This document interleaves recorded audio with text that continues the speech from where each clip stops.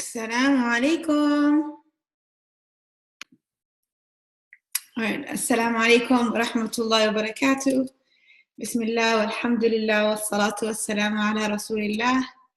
Rabbi shrah li sadri wa yassir li amri wa hlul 'uqdatan min lisani yafqahu qawli. Welcome to class, everyone. Today we're doing Surat AlMa'oon. If you saw your syllabus, it said that we were going to be doing AlMa'oon, Surat Al-Fil, and Surat Quraysh. And I think AlMa'oon was a lot, so I just stopped at that. And inshallah, next week we'll do the other two, and hopefully they were not very long. That's why I was okay with adding them to AlMa'oon, but I didn't want to rush anything. So inshallah, we'll figure out a way to shorten something in the future. All right, so inshallah, you have your notes. What we'll start with is listening to the surah, and I'll have, I guess it has a translation that we can follow along. So read with it, bi'idhnillah.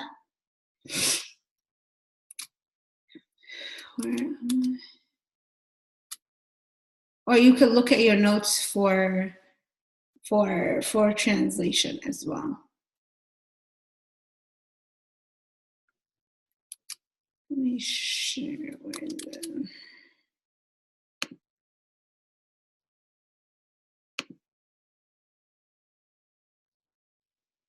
All right, I'll share my whole screen with you guys. These are the notes. I'll leave it on here, and I'll move this sideways so that you can also see that. All right. Bismillah. Bismillahirrahmanirrahim. أرأيت الذي يكذب بالدين فذلك الذي يدع اليتيم ولا يحض على طعام المسكين فويل للمصلين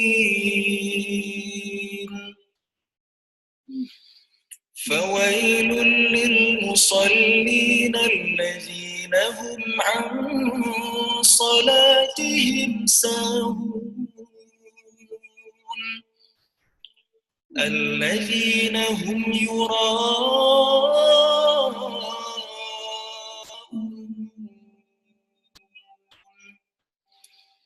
ويمنعون الماعون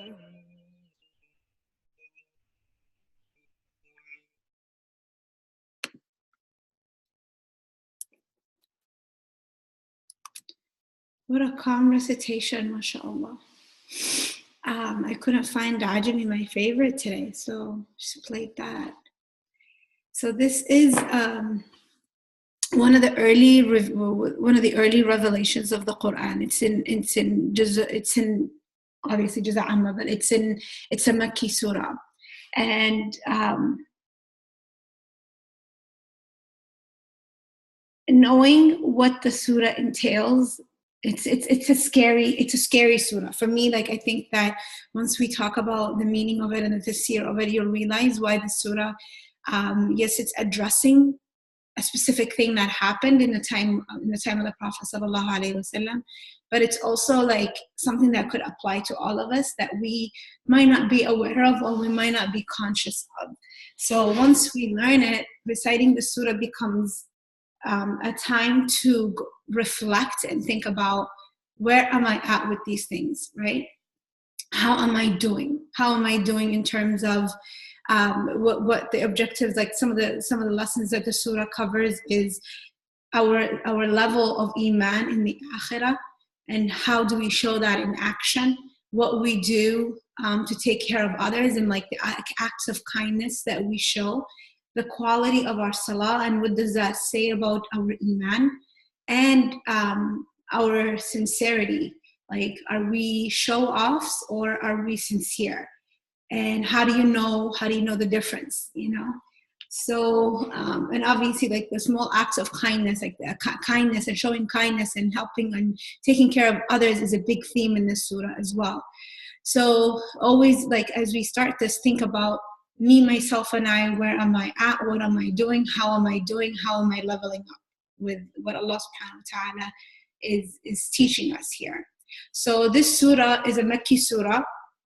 There's a minor opinion that it was Madani, but the stronger opinion is that it was revealed in Mecca. And there was a specific incident. Abu Sufyan, who was of the leaders of Quraysh, who was not Muslim, eventually, after the conquest of Mecca, he became Muslim. His daughter was one of the wives of the Prophet sallallahu alaihi wasallam. But at this stage, he wasn't Muslim. In fact, he was one of the leaders of Quraysh that was very like anti-Islam, fighting the Muslims. And so what happened is that every week, once a week, he would invite like the aristocrats of Mecca, the rich people, his friends and family and tribe and you name it. He would slaughter 2 camels and he would cook the food and he would invite everybody to come and eat. And so one day, an orphan approached the food, and wanted to eat some. The orphan, I guess, was a poor child, because anytime we use the word orphan, we're thinking of a child who has not reached the age of puberty, or who has not reached the age where they're able to take care of themselves. So he reaches out to the food, and Abu Sufyan gets angry. He like tells him to go away, kicks him away, chases him away, holding a stick. Okay. So Allah subhanahu wa ta'ala revealed the surah to say, like, and then he starts by saying, أَرَأَيْتَ الَّذِي يُكَذِّبُ بِالدِّينِ. Have you seen, Ya Muhammad, have you seen, or like anybody who's watching, have you seen the one that denies the day of recompense? And recompense means the day of payback, the day where you'll be held accountable and your actions will be shown to you. Denial. So why is Allah subhanahu wa ta'ala saying these actions are denying something that will come later in the future, like on the day of judgment? Because what you do right now shows you, like your behaviors show what you believe about what is going to come at you, right? If you don't believe in a future, if you don't believe in accountability, if you don't believe in that, you're going to be standing in front of somebody and answering, then you do as you wish, right? You do whatever you desire to do. So this is a person who completely denies the fact that there will be a meeting with Allah subhanahu wa ta'ala. So there is two types of denials. There's a denial of the tongue where you just say, I don't believe, you verbalize it, versus a denial that is like in the heart, and then your actions show it, right? So it's stemming from the heart. You might not have even verbalized it, but your actions speak it, okay? So the actions reveal what's in the heart. They show no remorse for their actions or fear of consequence for their behavior. This is what he was doing. So how does Allah subhanahu wa ta'ala further describe them? Now I wanted to, before I go into that, I wanted to share with you guys a story where about a year and some months ago, maybe about a year ago, a friend of mine told me about this. It's called Musalsal Arabi. It's like a series, Egyptian series with Adil Imam. He's like a famous, Egyptian actor, right? And I was like, I haven't seen anything in a long time. She was like, oh, this is really good. You should watch it. And then I was like, okay, let me give it a try. I only watched the first episode. I don't like being attached or addicted to something. So I just only watched the first episode. But I remember the first episode, there was barely anything happening. The whole episode, you see these group of rich people who are having a party. There's like music in the background, and people are just like very westernized type of a party. There's alcohol, there's food, there's men and women, there isn't really dancing, but people are just drinking and talking to each other. It's a very fancy place. And then every once in a while, the scene takes you to another group of people that are in a very poor neighborhood. A mother who is yelling at her children, telling them to sleep, or a kid and her son is crying like, oh, you guys, like you guys are eating faster than I could catch up. Her husband is sleeping and he's yelling at her, keep these kids quiet, I'm trying to sleep. But they all live in this one small bedroom, no lighting, no furniture. It's like a little concrete room, basically. So it's showing you the life of these very filthy rich people and the life of these very poor people. And so, subhanAllah, at some point you see, like, you go back and you see interactions. I guess the interactions mean a whole lot more, but there was one specific conversation that was taking place where these rich men are talking about how this other guy got busted in her business deal because he brings materials into the country where he's like, he has a construction building. He makes construction stuff. Construction. He's into constructions, but he was in trouble, or he was trying to get away with bringing in material that wasn't very, I guess, good quality. And so they're all meeting and talking about this. And then they show you at the food place where they have food that hasn't been touched, but then the commands were, if the food has been laid out for a certain amount of time, you get rid of it. So they're trashing all these like plates of meat and rice and like amazing food, and they're just trashing it. That hasn't even been touched, but because it was laying out for too long. And then they bring out new food. So you go back to the other scene, the poor family, and what is happening with them. The little child wakes up and he says, I'm hungry. He's crying. His father gets angry. He gets out of the house. He's frustrated. Obviously they're poor and they don't have, money, right? So he goes out. And then after a little bit, you see that he takes out a knife. He stops, a passing by car, and he robs them of whatever they have and whatever cash they have. He takes that cash, he goes and he buys food. He goes back to his family while the party is going on. So the whole thing is like, it just shows you back and forth, the two scenes. And then he goes to the family to give his children like food that he's brought for them with stolen money, like highway robbery style, brought type of money. And he sees that the building that his family was in collapsed. And obviously he doesn't know what happened. I never watched it. I never watched beyond that to see what happened. But the building collapsed, right? And when I was watching that, I was really annoyed. I was thinking, like, what is this? Like, why am I watching this stuff? But it connected at the end for me. And it showed you the reality of so many, obviously in the Muslim world, this is the reality. This is an Egyptian series, and a lot of times they do show the reality of what's happening in the country. But it also shows you the reality of the world we live in, and the reality of the world that, that when this surah is being revealed as well, is that the wealthy, they want to keep their wealth and share it only amongst the wealthy. But then when the poor are around, you take away their rights, you don't give them, and on top of that, you chase them away, you're harsh with them. And when they come to you, it's like, I don't even want to be associated with you. So there is this serious inequality that happens in the society, and people are suffering and others are getting away with things that are like criminal, right? So it's not something that's something that happens even within our society, like wherever you go in the world. And Allah subhanahu wa ta'ala, isn't it, like when he revealed the surah, we could think like, oh, this was happening with this individual who was being a disbeliever, but think of it in terms of a community, in terms of a society, in terms of what eventually happens when we don't take care of the weak. Right? So this is another thing that another theme that this surah is addressing that I maybe didn't mention, is the greed that we have for the money Allah subhanahu wa ta'ala gives us. And how do you spend that money, and who has the right to it? What has the right to it? So Allah subhanahu wa ta'ala says, have you seen that behavior? The one who basically does not believe in being held accountable. And then Allah subhanahu wa ta'ala further explains what else do these people do?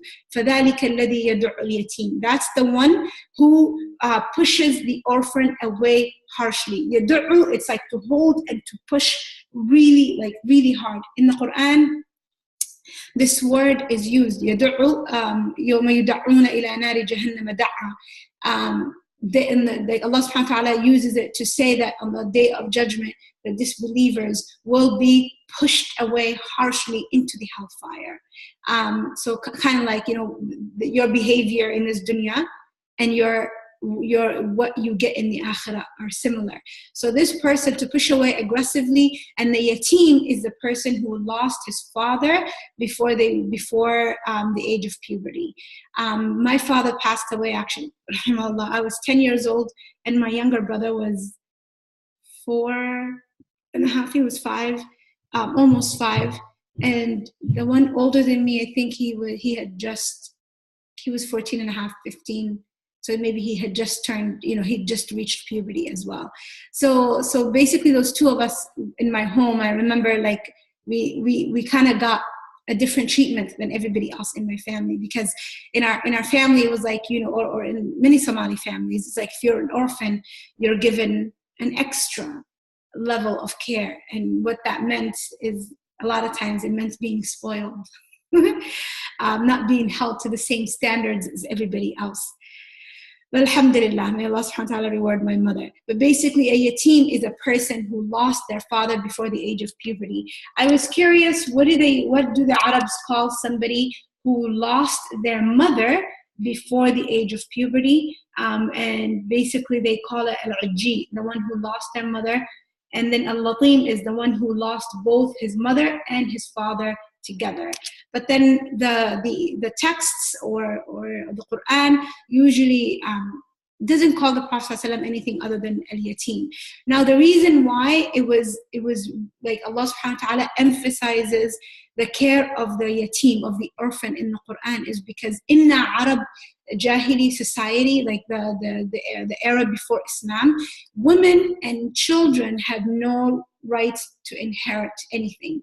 So if their father died, everybody else took the wealth and they had nothing, so they were in a state of poverty.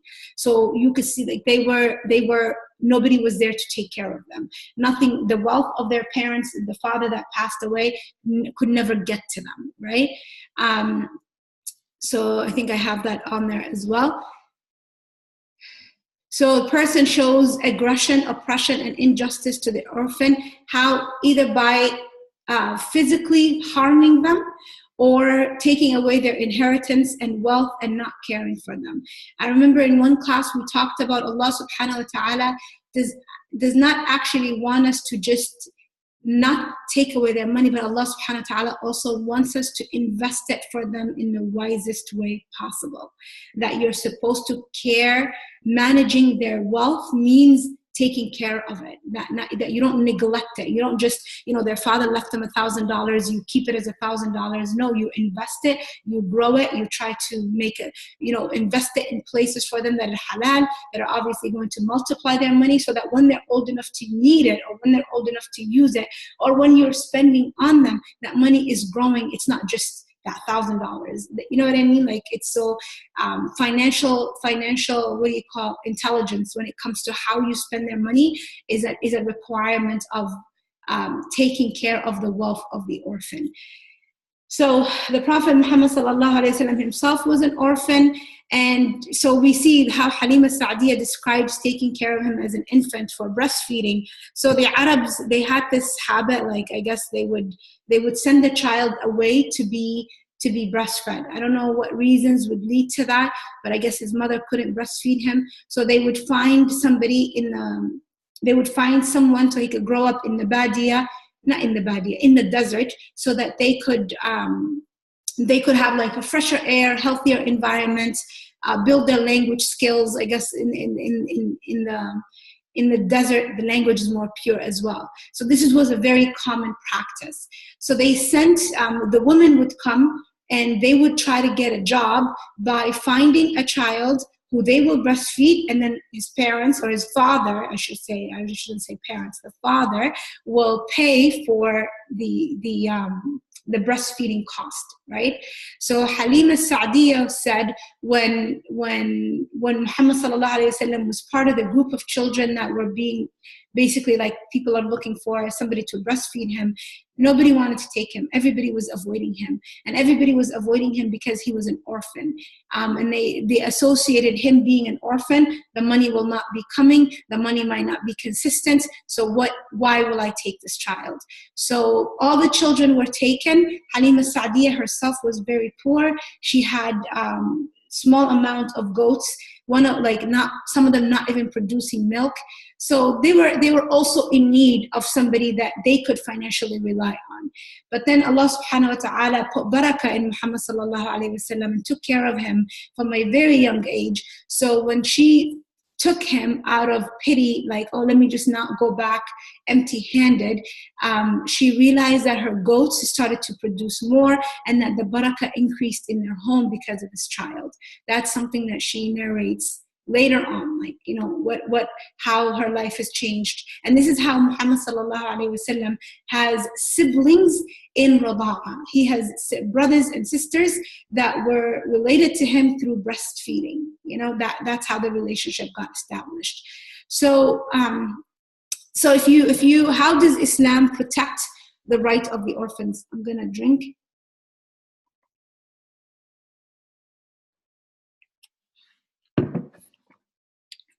How does Islam protect the rights of the orphan? You know what's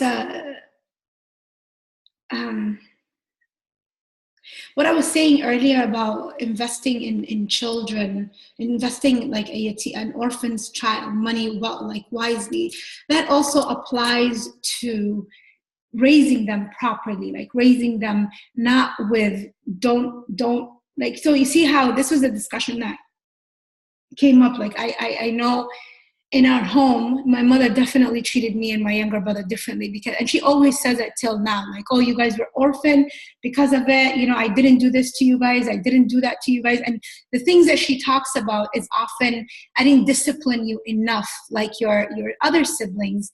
Alhamdulillah, we turned out okay, you know. But, you know, like, you know how parents, you know, talk about the process of raising you. And she talks about how she had to be mindful of the fact that we were orphaned, so she wasn't very strict with us. And that raises the question of, like, also when it comes to parenting and when it comes to disciplining, sometimes you do things that are good for the child. It might not be what they like, but that doesn't mean that you're an orphan. I will always just keep you happy. I will always just keep you satisfied and have no complaints in life. This does not prepare a child for the real world, right?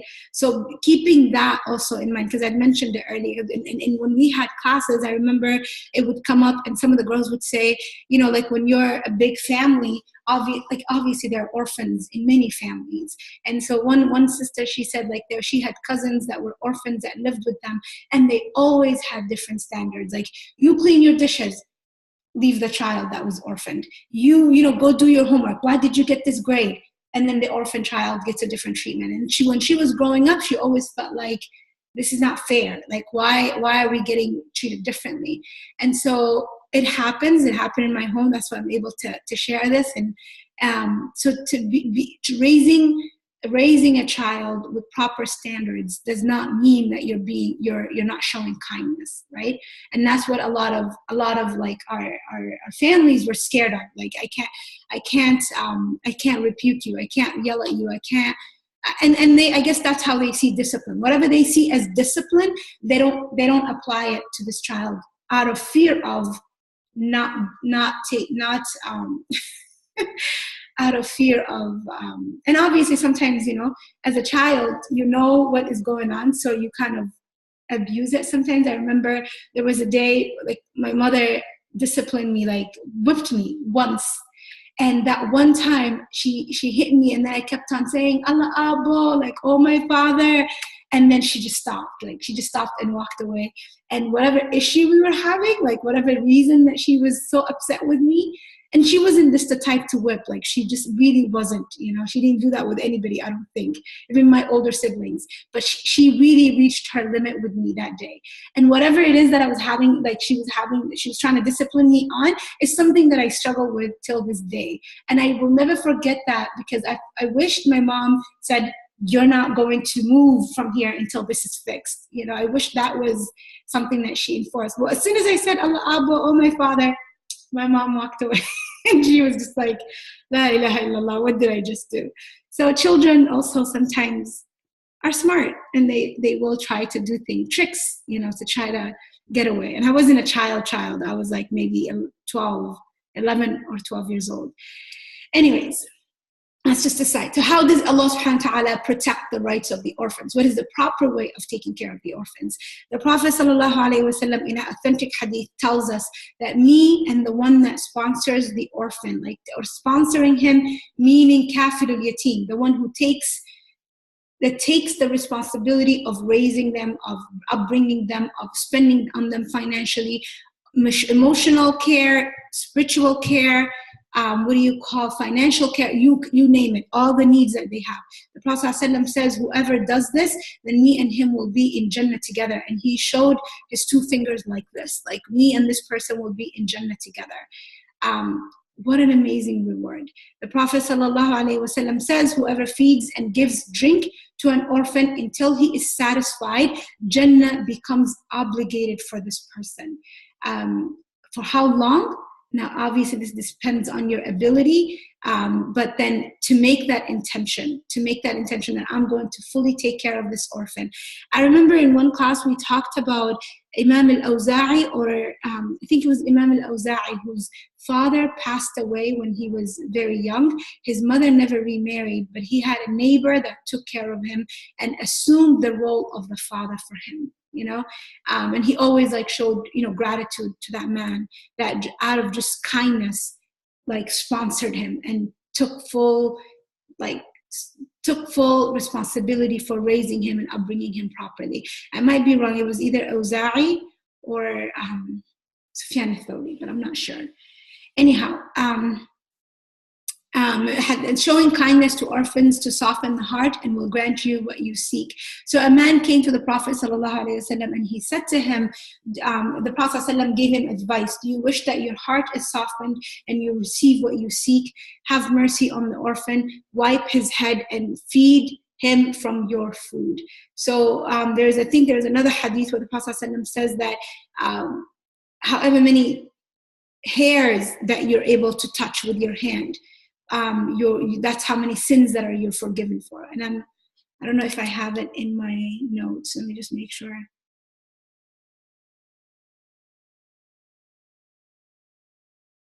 So, okay, maybe that hadith is not, I shouldn't say that part.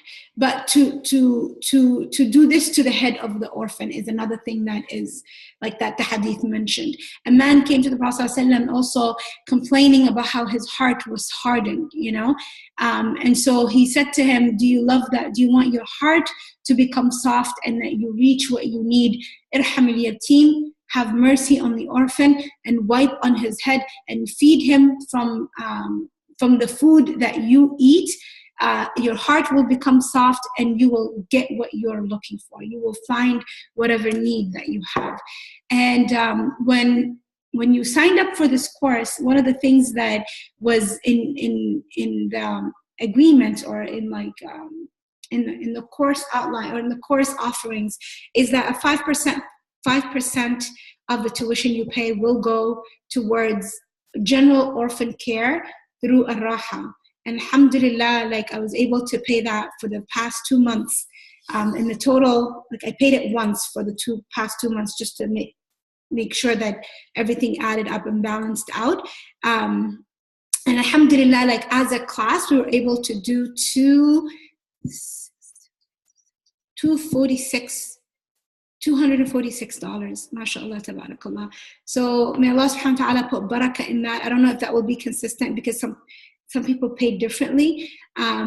But inshallah, like I'm hoping that I really like it was inspired by this surah because we spent a lot of time talking about it, and you see how much Allah subhanahu wa ta'ala and the Prophet emphasize the care of the orphan, and you see that it is a great reward and they are a part of the society and the community that are neglected. Like I was just thinking, sure, with this donation we're helping children that are in a different part of the world, but what about the orphans in our own community? Do we know them? Are we connected to them? What are their needs? And that's like we're always obligated to take care of the people in your own community before the outside. And that's actually like a failure on my end. Like, I don't even know where are the orphans and who are they. I couldn't think of anybody. So may Allah subhanahu wa ta'ala guide us to know who to properly invest in and give the support that pleases him. We already talked about protect their wealth and invest it for them. There is no harm in using part of that wealth also. If you are, like Allah subhanahu wa ta'ala says, like if you need to pay yourself, that's okay. But then if you are not in need, then it's best to just leave it for them, right? And so Allah subhanahu wa ta'ala also in the Quran, he talks about that there will like those who eat the wealth of the orphan unlawfully, it feels like there's fire in their belly. And Sheikh Yasir Birjat told us about a man who approached him, who once told him, Wallahi, I feel the fire in my belly because I did abuse the wealth of orphans. Like he felt it in dunya, not just in the akhirah. So these punishments are things that we experience in this dunya, like fire in your belly. Like how do you get fire in your belly? How does it feel? Like may Allah subhanahu wa ta'ala protect us.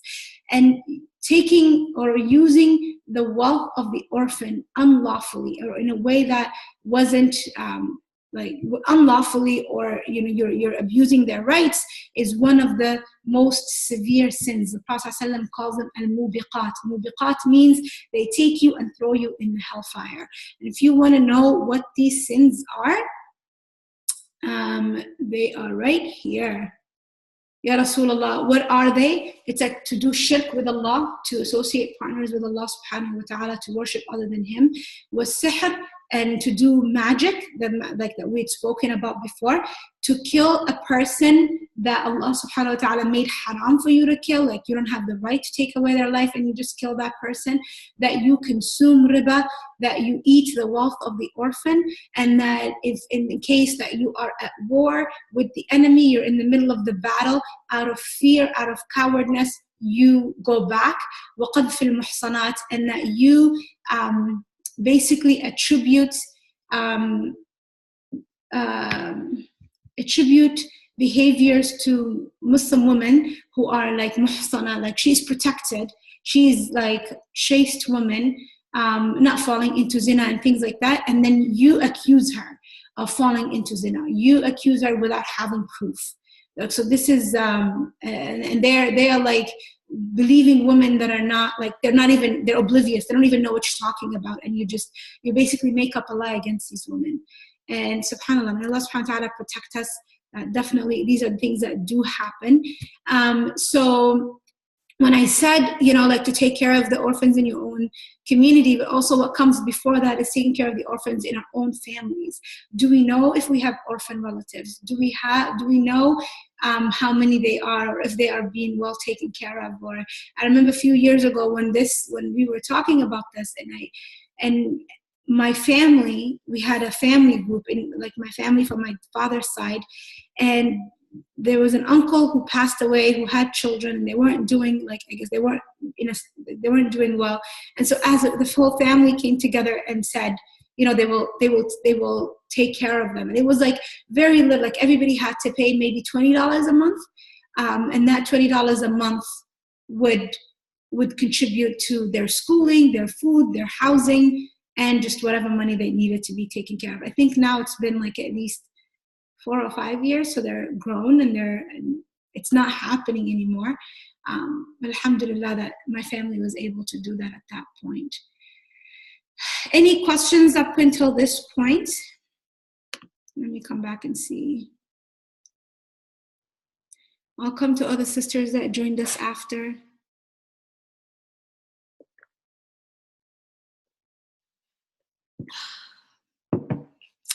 Remember when we were talking about cold water a few weeks ago? The dua, like, oh my God. I feel like cold water is the piece of Jannah, alhamdulillah. But let me know if you guys have any thoughts, any questions, anything you want to add to the discussion. Go ahead and type it in there.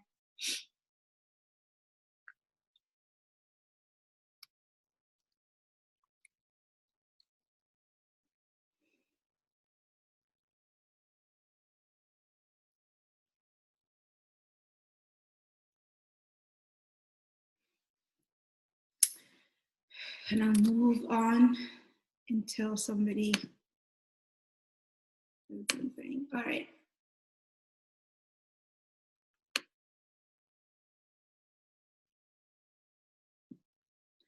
Okay, so Allah subhanahu wa ta'ala further describes this evil person, and he says, وَلَا يَحُضُّ عَلَى طَعَامِ الْمِسْكِينِ. This person does not encourage the feeding of the poor. Now, this person is showing behaviors where they're greedy, they're stingy, and not just in their verbally, but also in their actions. And yahuddu means to encourage, to support those who are doing it, to allow it to happen. Like if I can't pay, I can't give the sadaqah, I can't take care of this orphan, but I'm not going to stop somebody else. So la yahuddu means like he doesn't even encourage others to do it. And if the others want to do it, like they're standing in their way. So Allah subhanahu wa ta'ala addresses them by saying, okay, I have to find basically this ayah in Surah An-Nisa, I have to find it in Arabic though. وَإِذَا قِيلَ لَهُمْ أَنْفِقُوا. Okay, I don't have that one in Arabic. But basically, like those who are stingy and exhort people to stinginess and conceal what Allah has given them from His bounty, and have Allah subhanahu wa ta'ala has prepared for the disbelievers a disgraceful punishment. So if this is what your behavior is like, then Allah, just know that Allah subhanahu wa ta'ala will take care of that in the akhirah, right? And then the ayah in Surah Yasin where Allah subhanahu wa ta'ala tells like people are being advised, like, why don't you spend from the wealth Allah gave you on those who are in need of it, the poor. And then they say, أَنُطْعِمُ مَنْ لَوْ يَشَاءُ اللَّهُ أَطْعَمَهُ. And when it is said to them, spend from what Allah has provided for you, those who disbelieve will say, shall we feed someone whom Allah could have fed if He wanted to? But then you must be deeply misguided. They say this to the believers. You're feeding somebody, why should you even feed them? If they're hungry, Allah could have taken care of them. And this is the attitude of people who are like subhanAllah, like all kinds of mercy has been taken away from them. And to realize too that it isn't like, it's part of humanity and kindness and taking care, not just iman, that a person can be giving and caring for those who are who are less privileged than they are. It's just an act of humanity. It's an act of care and love and protection over others, right? And sharing with others. But then this shows an extreme level where you don't believe and you don't even care. So your heart is of the worst of the hearts, basically. So these things raise the questions in our community where we talk about what is better. Is it better to be poor or is it better to be wealthy, and why? Like Allah subhanahu wa ta'ala, for the poor, He tested them with poverty so that they may show patience. They may show patience, basically. And then the rich, they have been tested with wealth to see if they will give from it. So both groups of people are in a state of a test. Nobody is better than the other person, but each person is being challenged to what their hearts actually need. And something to ask ourselves is, when it comes to the mindset of money or the mindset of being wealthy or giving, where am I at? What's my nature? Do I easily give, reluctantly give, or am I reluctant, or am I kind of like hesitant? Maybe I should leave it for myself for later. Maybe I will need it, or maybe I can't. This is enough for them, So asking ourselves, what is the reality of our attachment to money? Okay, there is an interesting thing that comes up. Allah subhanahu wa ta'ala in the Quran, when he talks about people and their relationship with wealth, he says in Surah Shura, Allah subhanahu wa ta'ala says, what is it? وَلَوْ بَسَطَ اللَّهُ الرِّزْقَ لِعِبَادِهِ لَبَغَوْا فِي الْأَرْضِ وَلَكِنْ يُنَزِّلُ بِقَدَرٍ مَا يَشَاءُ. If Allah subhanahu wa ta'ala to openly give money to all of His slaves, they would have spread corruption on the earth. But Allah gives with like in estimate amounts, because he knows إنه هو العليم الخبير إنه هو الخبير البصير. He is the one who is aware of the most internal things that we might not even be aware of. And that brings up the question, like, if Allah subhanahu wa ta'ala gave you $1 million versus if Allah subhanahu wa ta'ala limited your income for you, what would you do with the money? That has nothing to do with the fact that you have the money or you don't have it. It has everything to do with the state of your heart. So money will only magnify what was already in your heart. If your heart was stingy, if your heart was somebody who squanders the money, who does not take care of it, who does not give it its haqq, then you will do that if you had more money as well. And if you are somebody who is wise, who is giving, who is generous, then if Allah subhanahu wa ta'ala gives you more money, then you will do that with it. You see what I mean? So it's a state of the heart that we check before the amount in our bank accounts. And this is why, like in the Quran, and subhanAllah, what's so interesting is that a person who like maybe spent their life not worshiping Allah in the best way possible, and the angel of death comes, they say, رَبِّ ارْجِعُونَ لَعَلِّي أَصَّدَّقُ, maybe, oh Allah, like, let me go back. I don't know the exact ayah, but basically the specific ayah mentions how a person will beg Allah to be allowed to live so they could go back and pay sadaqah, you know? And you're like, why couldn't you pay sadaqah when you were alive? And that's something we all ask ourselves. Like, do we spend money? Do we give sadaqah only when we are rich ourselves? It's usually like the people who are very poor that give sadaqah, because they recognize, you know what, my $10 can become 5 for me and 5 for somebody else, and I could share it with somebody else. So yeah, maybe this person should stop.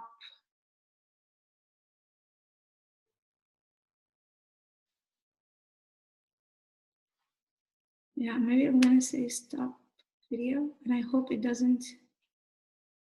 Oops.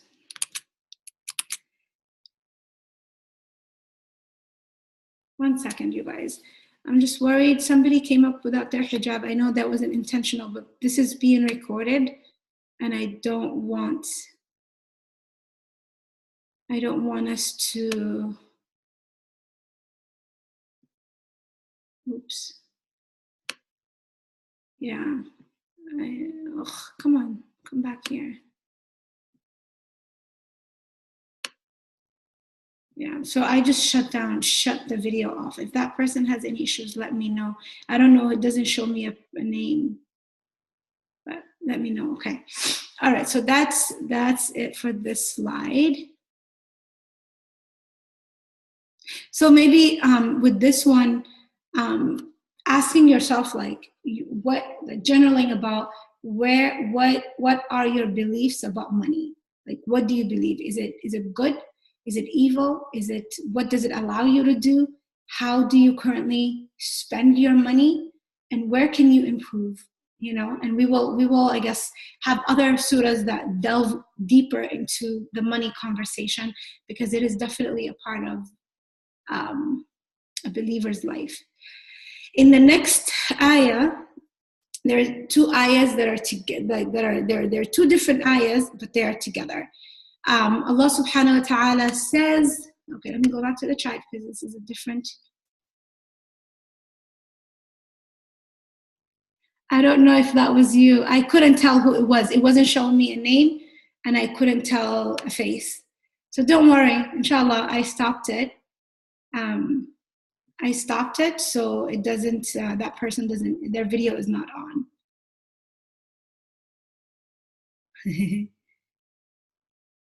So let me ask you guys all a question before we do this section. This next part, we're going to be talking about prayer, right? And what I would like you guys to share with me, and if anybody wants to share it through voice, I can unmute you and you could talk, and that would be greatly appreciated.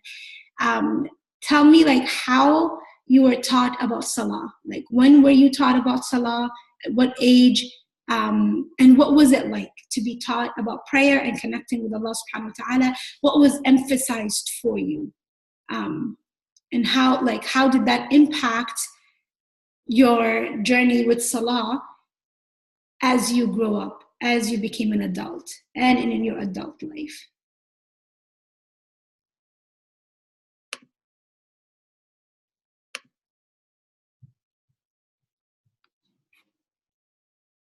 Usually people teach through fear and reprimanding. True. That's how it was taught to me. Was that how it was also taught to you? Out of fear of hellfire. Yes. Yeah, I could resonate with that. So for me, I remember being taught at school. I went to an Islamic school when I was young. It was an Islamic school in Sharjah, the UAE.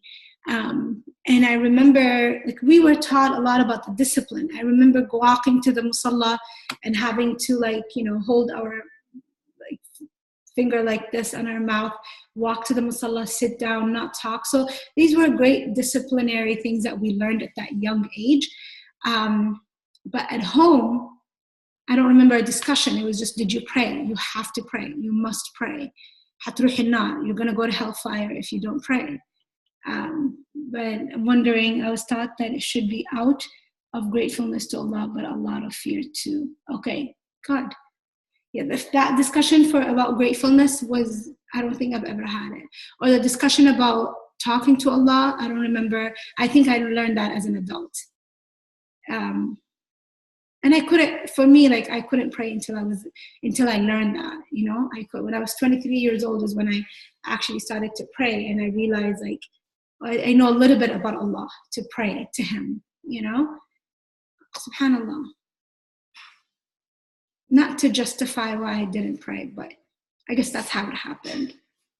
Anybody else? Palestine said, I was taught in the madrasa through fear of hellfire. It was not through love or connection with Allah. That came way later for me in life, which is sad. Yeah. So a lot of us have similar experiences here. Alhamdulillah. Alhamdulillah. The reason why I ask that is because what we will talk about in the surah when it comes to Salah addresses both. It addresses, like, Allah, when Allah subhanahu wa ta'ala, in this surah specifically, Allah subhanahu wa ta'ala is speaking about the consequences of not establishing Salah. But then there are many parts in the Quran when Allah subhanahu wa ta'ala speaks about Salah, and it's like, this is what's good for, this is what a believer does to connect with Allah subhanahu wa ta'ala. So I wanted to see how, if anybody, like, especially like now that many of us might be parents, how are we going to be teaching Salah to our children? Sister Aisha said, my parents taught me Salah through fear or making it seem like a task. That was just daunting. I wish I was taught the beauty of prayer. And why do we even need to pray? Alhamdulillah, I appreciate my parents for at least introducing Salah to me at such a young age. As I grew older, I learned prayer on my own, and I built a strong relationship with Allah subhanahu wa ta'ala. Alhamdulillah, it has been a beautiful journey. Alhamdulillah, I love that. Alhamdulillah. I think a lot of us, alhamdulillah, like, just the fact that our families did what they knew best, to create the need, like, okay, just pray, you know what I mean? Just establish the Salah. If they didn't know something, they couldn't give it, right? I remember I was, yes, and I'm glad you mentioned that, Samar. There was an article I once read. How should I share it? I want to share it with you, and I want to share it with everybody else. Maybe I'll put it in a link. This article had me crying, subhanAllah. I was thinking, like, this woman is basically talking about how she taught her children about Salah. And Imran was very young at the time. But I guess we still did some of these things, like just sitting around. He's still young. He's 5. I know he learns about it at home, at school. But I don't enforce things like sit down and pray with me, because he's 5 and I don't believe it's the time for him to be doing that. But that article was like, oh my God, if Salah was taught to us like that, life would be different. So I'm going to find that article, inshallah, and share it with all of us, especially right now for me, because I'm also thinking, like, okay, I need to start some of these things and being more intentional, because at 7-year-old, that's when our kids are expected to start learning to pray. But before that, what comes is, have they connected with the habit? So every stage of their growing up requires something different. And I'll send it, inshallah. I was taught in school, same as the rest of you, through fear of Allah, hellfire. I'm going through the same thing with my kids too. Alhamdulillah, Bilan. I think you guys will love this article. I don't know why. Maybe I have to find it and share it, inshallah. I hope I saved it somewhere. It was okay. Anyways, so what I was going to tell you guys, let me not waste time, but basically there was a day, I just laugh about it, because there was a day where my brothers were the ones that used to enforce Salah on me in my home. My parents didn't really do that. They didn't do that a lot at all. Like my mother, when I was older, she would say, get up for Fajr, get up for Fajr, get up, go pray. But I remember one day I was watching my favorite cartoon, and then my brothers went to the masjid, because whenever the adhan was called, the men would leave to the masjid. So I was watching my favorite cartoon, and I didn't want to get up. I just sat there and watched it. And then when they came back, they said, did you pray? I said, yes, I did. And they were like, what did you pray on? Like, I prayed on that sajada over there. And then apparently my brothers had put it up like a mountain, and it was exactly the way they left it. So they were trying to trick me and see if I was telling the truth, and I failed miserably. And what I notice a lot is that when children are not given the connection with the Salah, they end up lying about it. And I'm sure all kids will lie at some point. All kids will tell a lie at some point in their lives.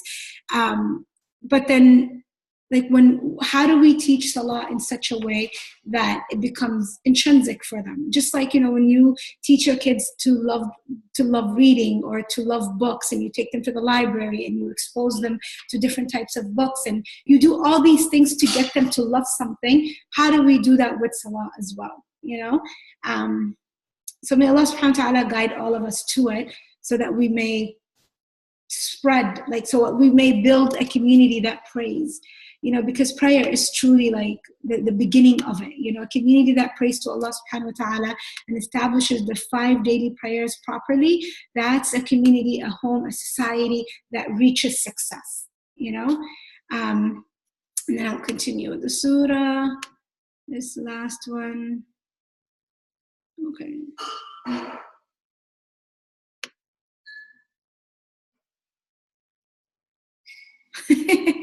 Oh my God. And if we ever see them, doing that, I don't know, Allah, it's tough. Like, how do you address it? It just means that we need to do more about getting them to love the Salah. But, oh gosh, I did that a lot.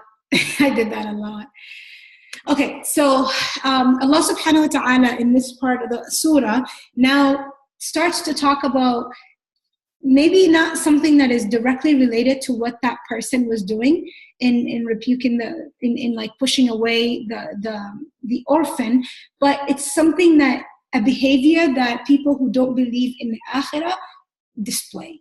Okay, people who don't believe in meeting with Allah subhanahu wa ta'ala. Allah subhanahu wa ta'ala says, فَوَيْلٌ لِلْمُصَلِّينَ. So wail is prepared for those who pray. How could Allah subhanahu wa ta'ala prepare punishment, destruction, a word that shows extreme regret, or a valley in hellfire? That's the meaning of wail. Why would Allah subhanahu wa ta'ala prepare that for those who pray? That's why if we're not supposed to stop at this ayah, because it doesn't complete the sentence, it doesn't complete the meaning. You have to go to the next ayah, because Allah subhanahu wa ta'ala describes what kind of prayer, what kind of people who establish Salah get this type of punishment. Allah subhanahu wa ta'ala says, الَّذِينَ هُمْ عَنْ صَلَاتِهِمْ سَاهُونَ. Those who are, when in regards to their Salah, they are in a state of sahun. What does sahu mean? Neglect, heedlessness, not being aware. If you miss a rak'ah in your salah, and you ask, like, should I do sajda to sahu? Should I do the extra sajda in my salah to make up what I might have forgotten? Like sahu, my mind wasn't there. I was heedless for a few minutes, for a few seconds. So the Tafseer mentions a number of qualities of people who are in a state of sahu when it comes to their salah. And it starts with like the hypocrites who pray in public, but they don't pray in secret. And then also the one that leaves the salah completely. They never establish the salah, khalas, they let it go, right? They don't, it's not even like part of their agenda or part of their priorities. Then it's not something that their mind is thinking, I need to get up and pray. The one who delays the salah from its proper time. So you see this person always praying when the sun is about to come out. You know, so the Prophet ﷺ says, let me go back to the hadith page that I have. The Prophet ﷺ said in an authentic hadith, that is the prayer of the hypocrite, that is the prayer of the hypocrite, that is the prayer of the hypocrite. And then he described it. He sits and he waits until the sun is about to come out, and when it's like almost at the end, so basically Asr is leaving, Maghrib is about to come, they get up and they pray 4 rak'ahs, and they do it in a state of naqr. And naqr is what the bird does. Like, you know, when a bird pecks on the ground, like trying to pick something up, like they just put their head down and they get up. They do it so fast, they're not fulfilling the obligations of the salah. They're not being still. They're not reciting in stillness. They're not making their dua calmly. They're not even reaching a state of tama'nina, which is like tranquility in their prayer between the prayer, like the steps of their prayer, because that's an obligation of the salah. That's one of the arkan of the salah. If you don't have that, the salah might not even be valid. So that's the state of their salah. Or the Prophet ﷺ says they pray so quickly you don't even know what they said or how that salah was. The Prophet ﷺ also says in another hadith, no, this is actually not a hadith, it's an ayah in the Quran. Allah subhanahu wa ta'ala says, the hypocrites, they think they're deceiving Allah, but Allah will deceive them. They get up for salah. Even if they get up for salah, when they do get up for salah, they get up in a state of laziness, of like, I have to do this. And they do it because they're trying to show off to others. So if they were alone, they might not have even done it anyway. وَلَا يَذْكُرُونَ اللَّهَ إِلَّا قَلِيلًا. They only remember Allah very, very, very little. The Prophet ﷺ also talks about how for the hypocrites, the most difficult salah is the Isha and Fajr, the salah of Isha and Fajr. Because at night, they just want to sleep and hang out and chill and, chill with family and friends and blah, blah, blah. And in the morning, obviously, we all know like sleep is delicious, right? It's sweet. If it was a dish, it would be, sleep at the morning times would be the most delicious dish on a table. I know I'm thinking about food. I'm hungry. Anyways, so basically, like they sleep is amazing, so they don't get up for it. So the Prophet ﷺ says, if only they knew how much that is in it, they would have crawled on their feet, on their legs, just like a baby would crawl. They would crawl to the masjid so that they can establish the salah in the masjid. So basically, these are the type of people who Allah subhanahu wa ta'ala is speaking about. The one who is in الَّذِينَ هُمْ عَنْ صَلَاتِهِمْ سَاهُونَ. Who are they? Those who don't pray at all. Those who, when they pray, they don't pray properly. The hypocrites who pray in public but don't pray in secret.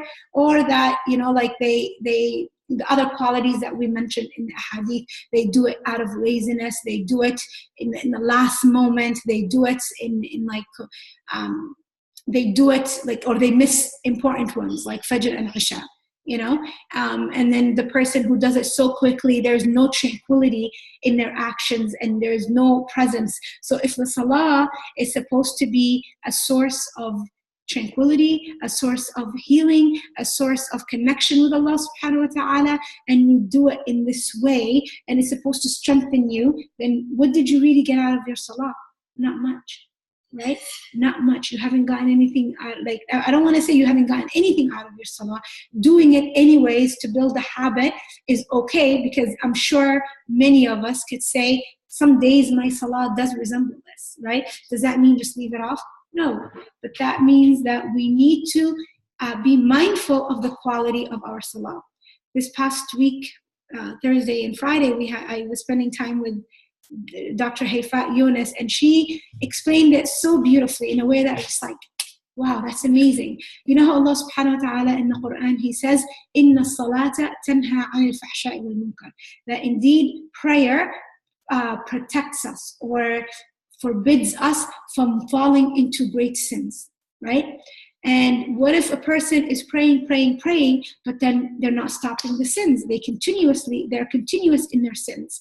So she said the quality of the salah has not been strong enough for it to do this for you, right? So how do you fix it? Should you just say, okay, well, the salah is not fixing my sins and I'm still immersed in the sins? No, you continue in the salah and you say, you know what, I'm going to work on the quality of my salah even though I'm still immersed in these sins, and I'm going to make my salah the strongest part. And if I succeed at that, Allah subhanahu wa ta'ala will guide me, will open my heart, my mind, my soul to submit to Him fully, and I will find myself without a struggle leaving off some of these sins that are not permissible. I hope that makes sense, because I hope that makes sense. So why is salah important to begin with? What makes salah so important in our faith? Allah subhanahu wa ta'ala made salah the second pillar. Like out of the 5 pillars of Islam that show action, salah is number 2. Okay, so testimony of faith, that I believe no one has the right to be worshipped except Allah, and Muhammad sallallahu alaihi wasallam is His final messenger. The second, iqamat as-salah, to establish prayer. And that we know that the Prophet ﷺ tells us that the first thing we will be asked about on the day of judgment is salah. And if it's good, everything else will be good. But if it's not good, then everything else will be questioned, right? That a person is under threat of punishment if their salah is not fulfilled properly.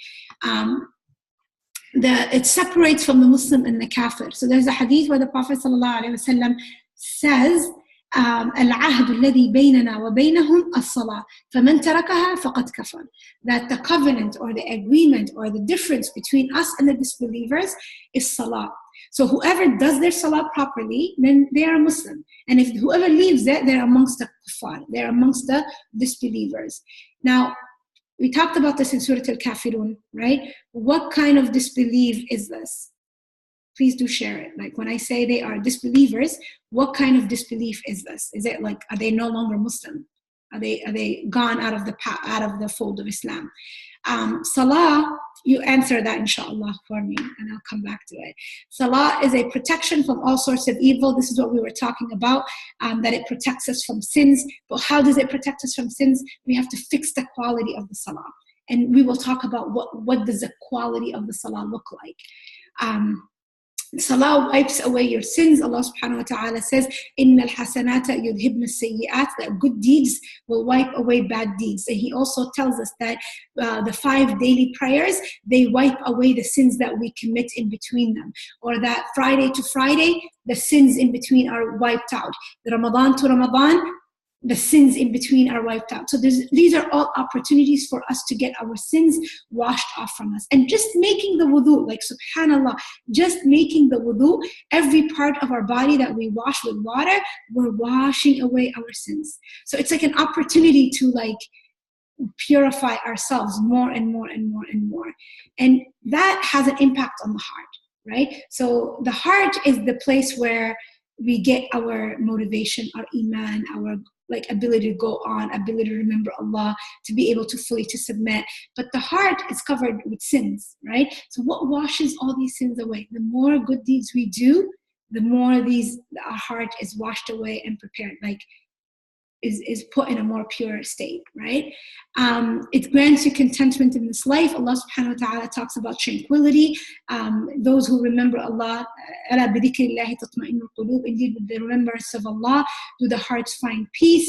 And dhikr, what falls under dhikr is vast, it's a lot. It could be just remembering Allah, but also all acts of obedience, and salah is among them. And the person, there's another ayah where Allah subhanahu wa ta'ala says, and whoever turns away from my remembrance, who does not submit to Allah, then he gets a life that is difficult. وَنَحْشُرُهُ يَوْمَ الْقِيَامَةِ أَعْمَى. And on the day of judgment, he comes blind. Why did you, Ya Rabbi, bring me blind? And Allah says to him, our verses came to you and you completely neglected them.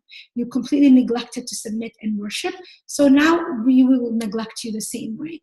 And then, what's interesting is that the Prophet ﷺ, when he was dying, when he was on his deathbed and his ruh was leaving, the last thing he was saying was as-salah, as-salah, wa ma malakat aymanukum.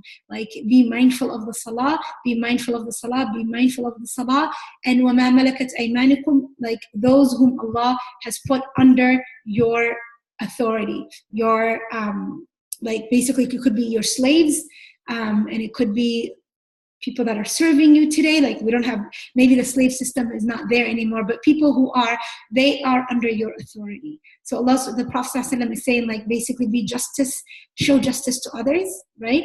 And protect the connection you have with Allah subhanahu wa ta'ala. And all acts of worship are divided into those two categories. Connection with Allah subhanahu wa ta'ala, the rights of others. Connection with Allah subhanahu wa ta'ala, the rights of others. And this is the one that I love. When the Prophet ﷺ, in the end of his life, when he was dying, he was sick for a while and he couldn't come out of his bed. He was just laying down in his bed and being taken care of. And so that's when he commanded that Abu Bakr lead the Salah. So one day he had the strength to get out of his bed and come and look at the people praying. And the Prophet ﷺ smiled, and he just looked at them and he smiled. And what was going on in his heart and his mind is that if they continue with the salah, their affairs will be okay. If they continue in this state of prayer, Allah subhanahu wa ta'ala will take care of everything else for them. And it just made him happy, my ummah is united upon the salah, behind an imam that he was pleased with and Allah subhanahu wa ta'ala was pleased with. And then that now, what's so sad is when we talk about salah, and this is a reality, when we talk about it, we, another question I should ask you guys, is when is a time that you actually felt at peace and in tranquility with your salah? What was going on for you? What were you doing? Because when we asked, how did we learn about Salah and how did we grow up with Salah, we all talked about it being, we had that fear that was instilled in us. And sometimes, what the Prophet ﷺ said, the person who just gets up at the last minute to perform the Salah so that it's just done, that's a person who looks at Salah as a chore. It just needs to be done so that, because I just need to make sure the to-do list is done, right? And when we do it like that, we don't bring our full hearts to it. And to be completely honest, so many of us struggle with that. I can't tell you how many times somebody who is righteous, who's good, who is a mindful Muslim, who is, somebody who's doing so much in the community will reach out and say, I'm really struggling with Salah, I'm struggling with the Fajr, I'm struggling with this. And it's a normal human behavior, but it shows you how much support we need, how much we need a community that fosters the love of the Salah, and teachings that bring about the love of the Salah. And when the Prophet ﷺ is teaching the companions, he's with them. He's with them. He's sitting with them. Who taught us that was sitting with us, who exhibits the best of manners. May Allah guide us to be that for our families, for ourselves first, actually. We can't do it if we don't do it for ourselves and for our children and our families and our community members. This is a beautiful statement that said by Ibn al-Qayyim, rahimahullah, who's a great scholar of Islam and a scholar that specializes in the heart, in the affairs of the heart and tazkiyah, purification of the heart. And so he has a book called Al-Wabil al-Sayyib. Wow, it's actually right here. This is the book. He talks about the quality the people are in 5 different stages when it comes to their salah. And so I listed them here, and what I'm hoping we can do is to ask ourselves, which group am I in and which one do I want to be in, right? Which group am I in right now? Acknowledging like, this is where I'm at. And, you know, without judgment, without like, you know, without basically like punishing ourselves, like just saying, Ya Allah, forgive me. The fact that I am here with it, this is where I'm at, this is my reality, forgive me for it, this is where I would like to do, and then I'll share with you guys how can we up ourselves, how can we upgrade our salah, inshallah. So the first one he talks about is the person that is under the threat of punishment when it comes to the state of their salah. It doesn't meet the requirements of the salah. They don't make proper wudu, they don't do it in the time that it's prescribed, and they're not conscious of what they are saying, or they're not conscious in the movements, in the way they are saying, in the way they are doing it. So they're just moving really fast, nothing like this person. That is the person that is under the threat of punishment. If Allah wants, He can forgive. If Allah wants, He can punish. Right? The second one is the one who will be held accountable. Allah subhanahu wa ta'ala will say to that person, why didn't you do more?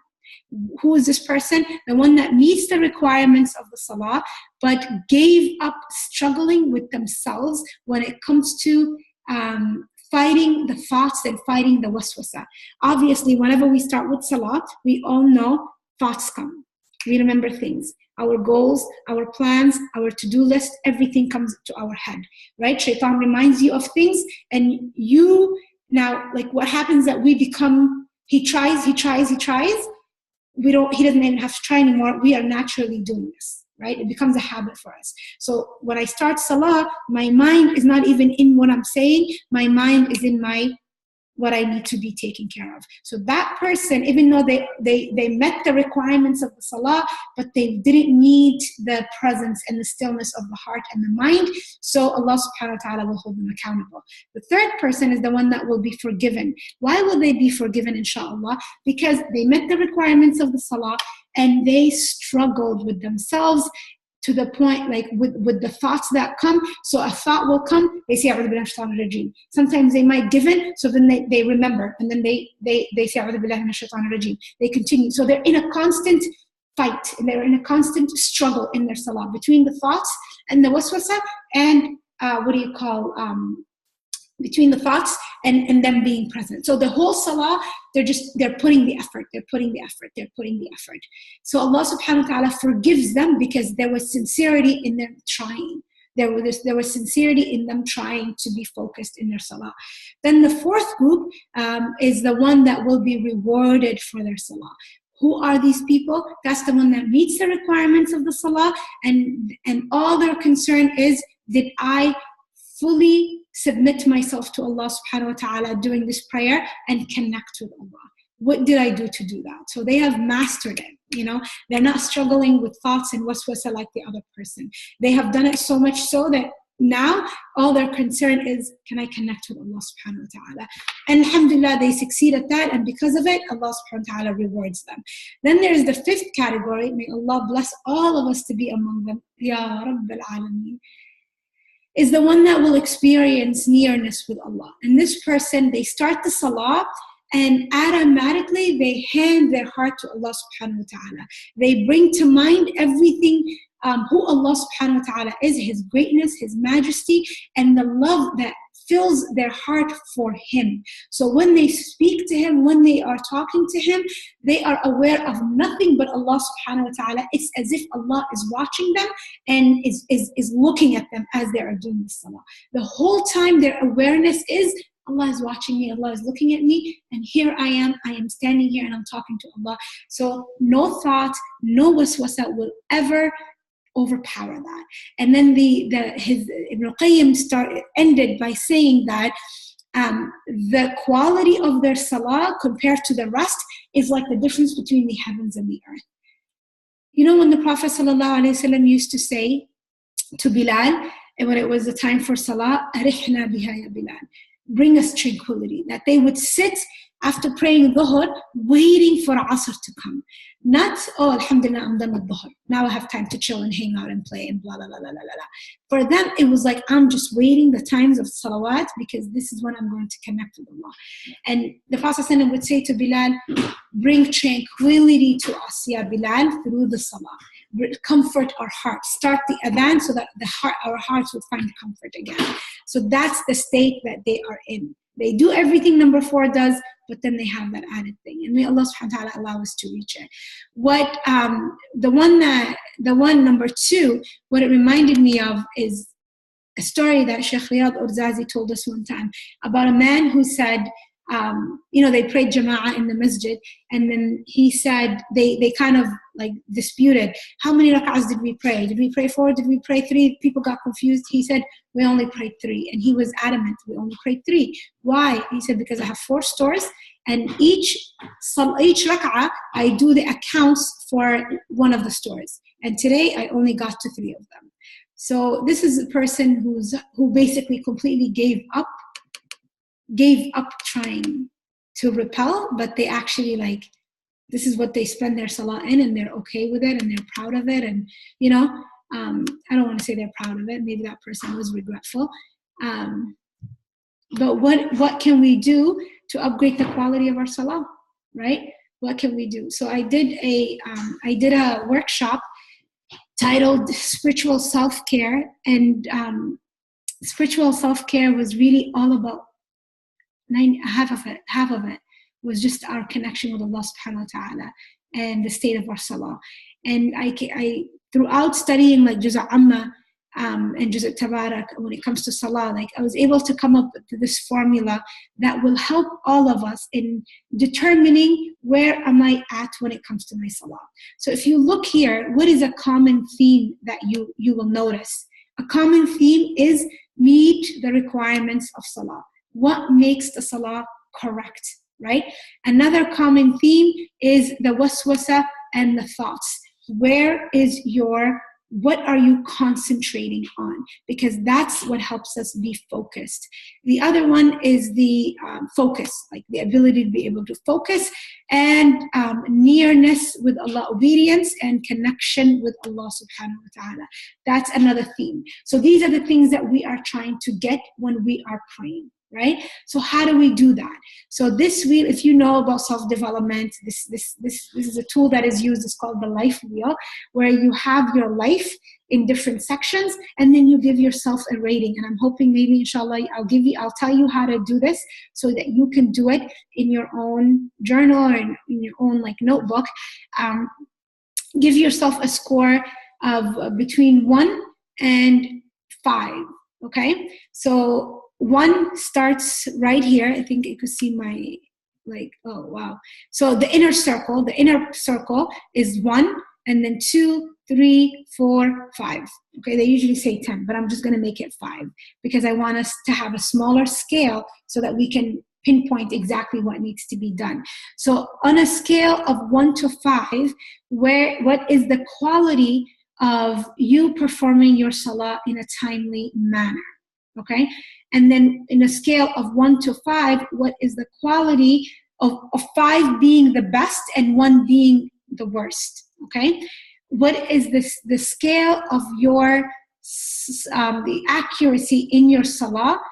The accuracy, what I mean by that is that you know how to properly make tahara, wudu, you know how to properly pray, you know how to where to put your hands, how to say Allahu Akbar, how to, what are the obligations and the conditions of the salah, and do you know if you met them or not? If you made a mistake, do you know how to fix it?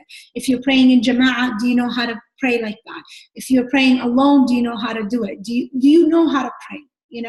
And I'm going to emphasize that sometimes all of us need refreshment in this. Is that something that even though we've learned it at a young age, I remember when I took fiqh of salah class, Divine Link, with Sheikh Yasir Birjaz, I felt like all of my salah had changed because I was praying with everything I have learned from a time that I was young, and you're like, oh wait, the Prophet ﷺ said, pray the way you have seen me pray, and for us to know I'm doing that, I have to constantly go back to the narrations and the ahadith that we have about the prayer of the Prophet sallallahu alaihi wasallam. And sometimes we have been taught by people that weren't maybe reading the ahadith, or that they had just taught us what they learned and they didn't really go back to that.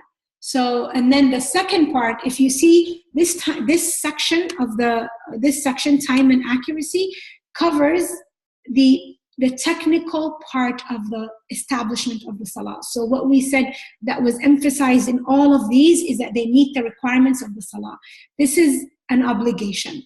And in it, like if you look at the number 3, the forgiven person, they are, or the accountable, like the one that isn't going to be like, perhaps Allah subhanahu wa ta'ala will let them go, the accountable person, is that they meet the requirements of the salah.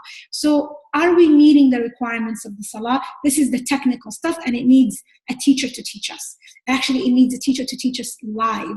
So if anybody is able to go join a class, a circle, somebody, because when we were learning the fiqh of salah, 90% of it, the sheikh was moving. The sheikh was showing us exactly how to do it. So you remember the actions. You watch from your teacher how they do it. Whereas, online, we're kind of limited. But sometimes people don't have any other option. And then the second part of your salah is the heart. Is what are you saying? So if you're reciting Quran and you're doing dua and dhikr, that's the whole salah. Everything you say is either Quran, dua, and dhikr. You're asking Allah or you're remembering Allah. So what do they mean? There are some that we have to say, and do we know what they mean? Do the Quran that we read, do we know what it means? So what are these are some of the resources I gave you to complete your salah wheel. Put down where you're at, and put down, if you were to get a 5, what would have to change? What would you need to do for you to have a 5 in that category? And if you look, this doesn't even include the extras. It just includes the 5 daily prayers.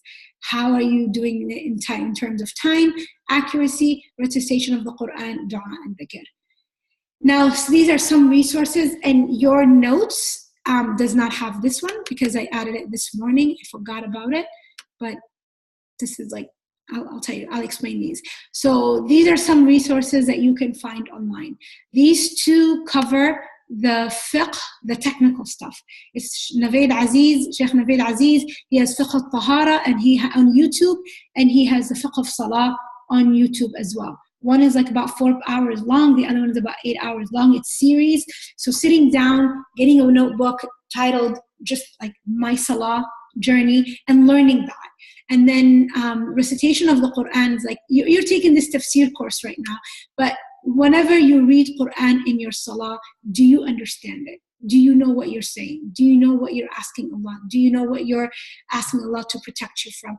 Are you connecting with the words? The more we have an understanding of what we're saying, the more we are focused at what we're talking about, and that becomes the way we are connecting with Allah. This is how Allah is responding back to us. So you do the Fatiha, we did the tafsir of Surah Al-Fatiha, we know that all of it is a conversation with Allah, and everything we read after that is Allah subhanahu wa ta'ala communicating back with us. So are we diversifying it?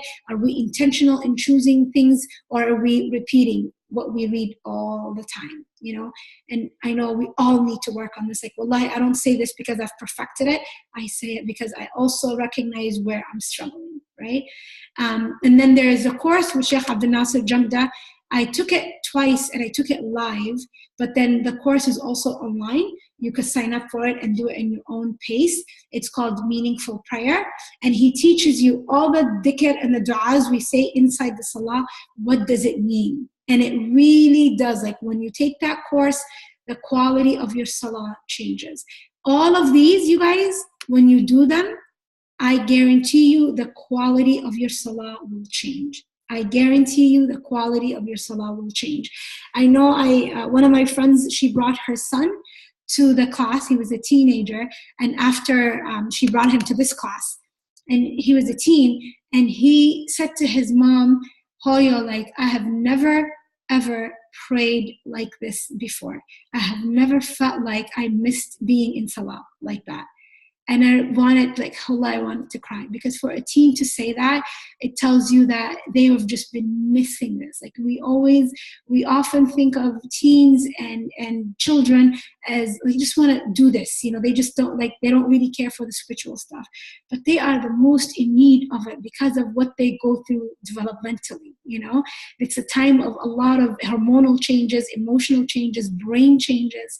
And what they need the most is to be able to connect with a higher being and learn how to talk to Allah and learn what to express to Allah. And just learning that, the du'as that we say, this is how we communicate with Allah.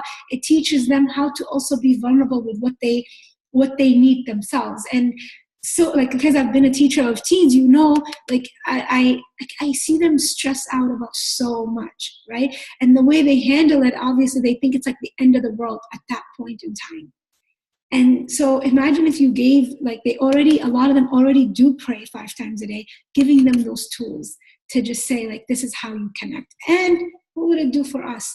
The reason why I included Visionaire is because that's the teacher, may Allah subhanahu wa ta'ala reward him, that taught me about dua. That taught me that when I'm praying, that's the time where I make dua. And that's what made my salah sweet. And I've been doing this, subhanAllah, he's been teaching this. He didn't start Visionaire until a few years ago, but he's always been teaching about the power of dua. And Visionaire is a course that happens once a year now. It used to happen twice a year, where it's personal development with dua. And wallahi, when you are taking Visionaire, and the time, the weeks after it, your salah is a different level, because you are pouring your heart to Allah subhanahu wa ta'ala. And we can do that at all times. But do we have a system, or do we have the place? Do we have the environment? Do we have the environment that welcomes that, opens our heart to that? And then this last one is a book that I haven't read, but I recently read the review of Muslim Reads by Jessica, and Allah subhanahu wa ta'ala protect her. And basically, it's a book that talks about communicating with Allah, rediscovering prayer. If you click on this on your PDF, it will actually take you to the review that she did. And it's a book that addresses all of these things. It addresses everything that we've just talked about and more, So inshallah, if that's something you're interested in, these are the resources that I would highly recommend. Salah being the first thing we will be asked about, I would say that we need to put the most amount of effort, or just make that our life goal. My life goal is to establish salah properly. And I remember hearing from one of our scholars, if Allah subhanahu, one of the Salaf used to say, if I knew Allah accepted one sajda from me during this life, then I know I would be content. I would meet Allah with the hope that I have been forgiven one time, and realizing that this is something that we're going to constantly struggle with. But Allah subhanahu wa ta'ala, I forgot to emphasize something else. Allah subhanahu wa ta'ala is valuing the effort we are putting in. Allah subhanahu wa ta'ala is valuing the effort that we bring into the salah. Okay, let me come back to you. I don't see any questions. Okay, I think I do. Okay.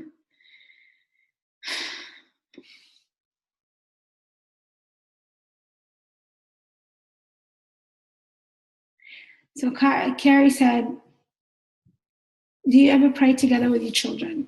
Maybe you could make it something you do together as a family. Make it exciting and something they get to do for Allah, not have to do out of fear. I think it would be cool if you all told each other one thing you each are grateful for before the prayer, and one thing you would like to ask for help from Allah. I am a convert, so I didn't grow up with it.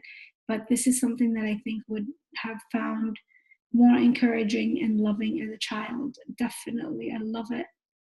I love it. I love it. To make the time of salah a time of connection, conversation, talking about what's important to us, what are we grateful for, and doing it as a family. Then they remember it's a family time. I love that. And that is definitely why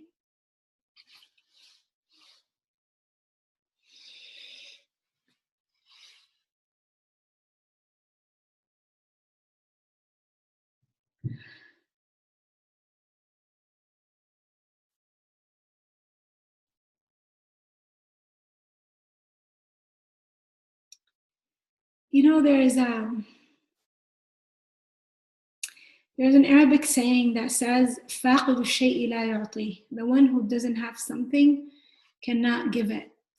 And what I wonder sometimes is,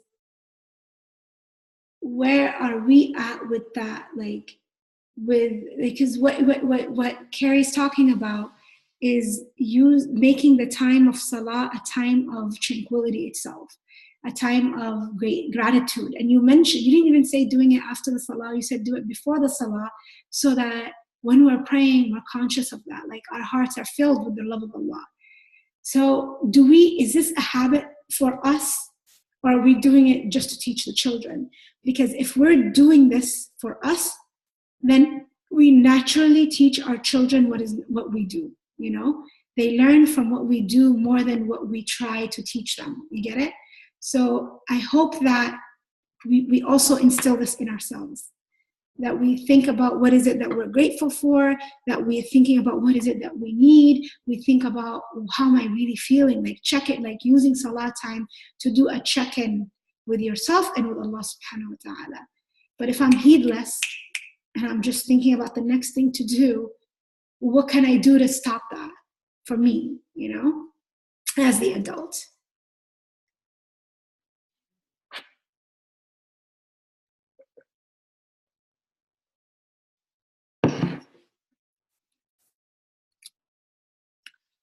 Okay. If you guys have anything to add, please do share. What I was going to ask you guys is to share a time where your Salah made you feel completely centered, completely fulfilled, completely rejuvenated. You really connected with Allah subhanahu wa ta'ala. And think about what made it so, what was happening for you in terms of environments that you were in terms of circumstances or situation in your life that you were in terms of what you were saying in the Salah, what you were hearing, what was the time, like what made that Salah so memorable for you. So share like what a Salah that was the most memorable Salah that you had, the most memorable Salah experience that you had. And maybe journal about that and think, and then when you journal about it, or you write it down, go back to the themes that come up for you and ask yourself, is this something that I can do all the time? Is this something that I can build on all the time? Is this something that I can foster in my own, that I can bring it into my own schedule in life at all times? Okay, I'm gonna I think we have 1 or 2 more slides. And I would love to hear some of the answers after we're done, inshallah. Okay. No, go here. Yeah. So Allah subhanahu wa ta'ala continues to describe. Allah is still describing. Who's he describing? People who don't believe in the day that will come afterwards. الَّذِينَ هُمْ يُرَاءُونَ, those who are in a state of show-off. And show-off is the opposite of ikhlas, the opposite of sincerity. And basically, it's to do something to show others. Is to do something not for the sake of Allah, but for the sake of others seeing it. If others were not seeing it, you wouldn't be doing this act. And riyā, the word, like the act of riyā, can be minor shirk, and it can also it's minor shirk. It's like minor association with Allah subhanahu wa ta'ala, and Allah never accepts it. So it will be rejected. So you're not going to get rewarded for that specific act. So if I fasted, or if I paid sadaqah, or if I prayed, or if I did anything that is supposed to be done only for the sake of Allah. Remember we said the shirk is when we give the right of Allah to other than Allah. Prayer, worship, all these things it's dedicated to Allah. So when you do it for the sake of other than Allah, you're not going to be rewarded for it. Allah is going to reject it. How do you avoid it? You repel it with dua. Allahumma inni a'udhu bika. I think we did this dua before. Oh Allah, I seek your protection that from associating partners with you while knowingly, and forgive me for what I am not aware of. Because riyā sometimes is so hidden. The Prophet ﷺ said that riyā is as hidden as a black ant on a black rock. No, I don't know if I'm saying that correctly. I'm going to stop. But basically, riya is very hidden. It's like a shirkul khafi. It's very, very hidden.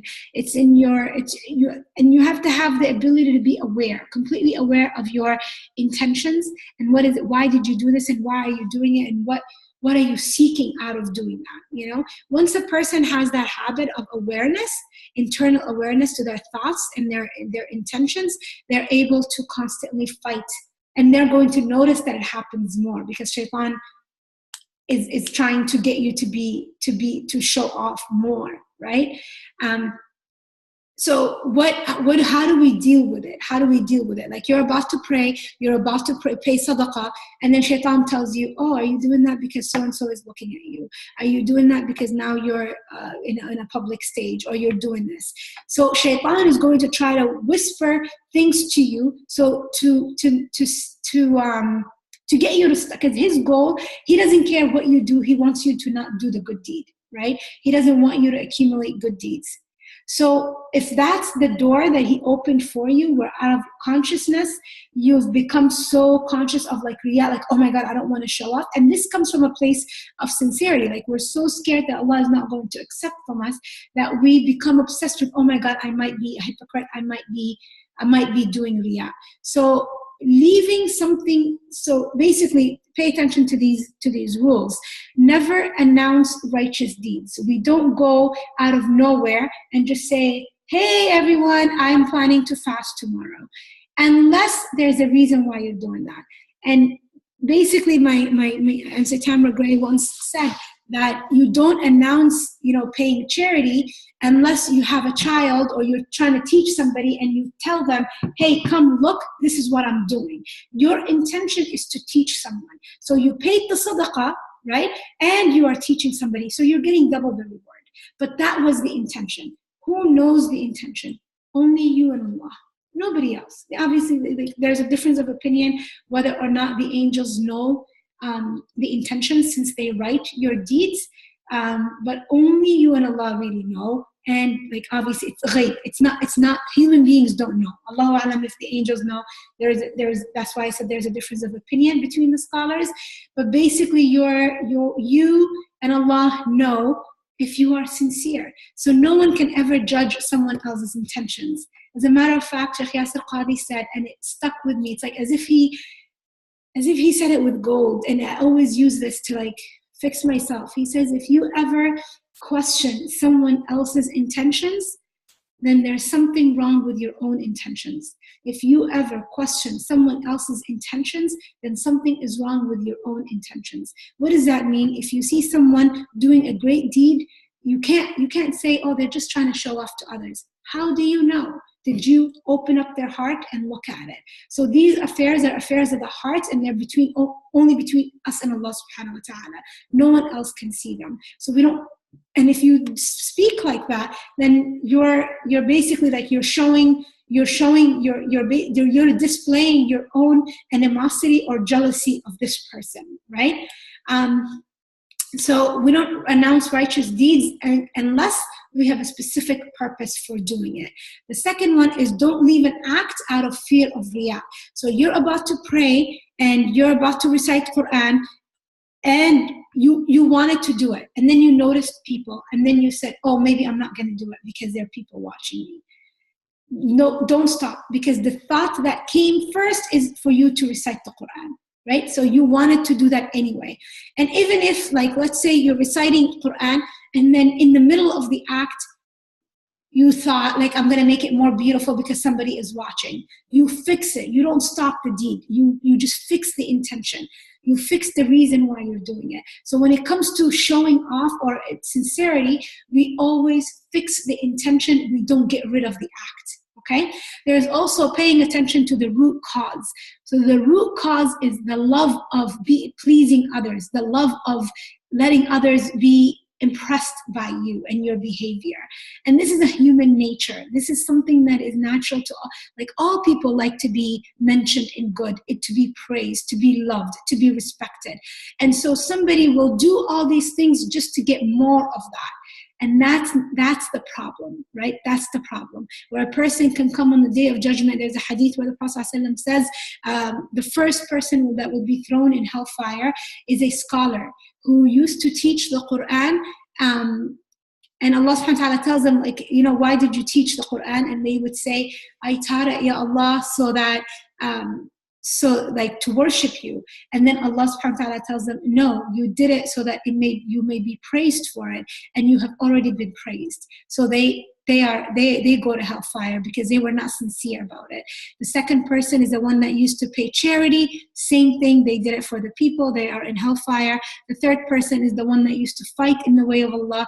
They died in the way of Allah, but then they also only did it for others to mention them in good. So these are three people that are going to be thrown in hellfire, even though they had great deeds, but it shows you that they were never sincere, that they never did it for Allah. They only did it so that they will be mentioned in good. Now, the opposite also, like that there are people that also naturally do not like to be mentioned or recognized by others for whatever reason. It's just a temperament, personality, like they just don't like to be known. They like to be secretive. They like to do things in private. Now, that person, could there be a time where they have to be public with something for the sake of Allah, not for the sake of themselves? They have to do something that is against their nature. Why? For the sake of Allah, not to be in a state of comfort with their personality or with what they wanted to do. Let me give you an example. Imam al-Ghazali, rahimahullah, he was a great scholar, right? And he was loved, he was respected, he had a great status in his society. And then at some point, he recognized that he needed to fix his heart, and he needed to run away to do that. And he left everything, left his family, he left the position he had, like he worked in a prestigious university teaching. He was a judge. He had great dunya mansab, status when it comes to his knowledge, and his people used to come all over the world to study with him. But then there was a second stage of Imam al-Ghazali's life where he left people for, I think, 10 years just to fix his heart. And that's when the second Ghazali came out, right? The second stage of his life. But what did he do in this time just so that he could get away from, he went to a place where he wasn't known, and he became a janitor, cleaning, doing janitorial work. And one day he was doing janitorial work at a masjid, and he heard people debate, and he knew the correct answer, and he saw that the wrong answer was being given, and he knew the right answer, and he struggled with himself. Should I share? Or should I be quiet? If I talk about this, then I don't want to be known. But if I am quiet, then I am not serving the deen of Allah. I'm not doing what is correct by Allah subhanahu wa ta'ala. So he had to overcome that and do something he didn't want to do. He's abandoned everything for over 10 years. And that's when his identity was discovered again, and people knew who he was. And I think by then he was ready to come back and teach again and write books. And that's when he wrote Ihya Ulumuddin, this book that everybody talks about in terms of bringing life to spirituality, to our deen, to the way we practice and worship Allah subhanahu wa ta'ala. It's obviously not a perfect book. There's no such a thing as a perfect book. But it's a great service that he has done for the ummah, But it came after recognizing that, hey, this is not me going after my ego. This is me going after what Allah subhanahu wa ta'ala wants, And how do you do that? You have to be someone who's very conscious and aware of your internal thoughts and your desires. What does this exclude? So there's a hadith where the man came to the Prophet ﷺ, and he said, Ya Rasulullah, some of it, sometimes we do good deeds and we are praised for it. So the Prophet ﷺ said, Tilka ba'ajilu bushra al-mu'min, that is happy news or the glad tidings that Allah is giving this person early on, because Allah accepted it from them. Allah subhanahu wa ta'ala made them love this good deed. They did it out of faith in Allah. They did it out of sincerity, inshaAllah. And now others are praising them for it. And that is like, basically like Allah subhanahu wa ta'ala is saying, you are being rewarded.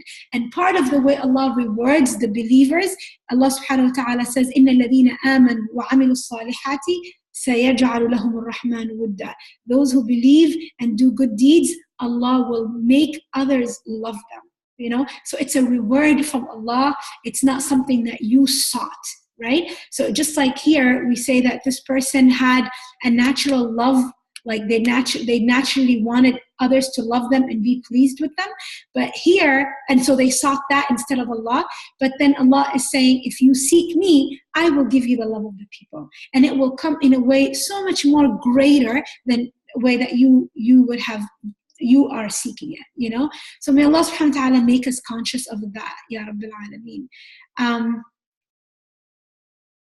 So that is the answer to this, right?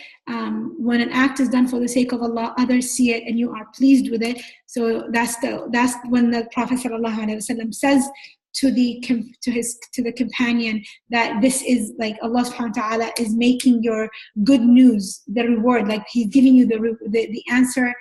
He's giving you the glad tidings that your acts have already been accepted.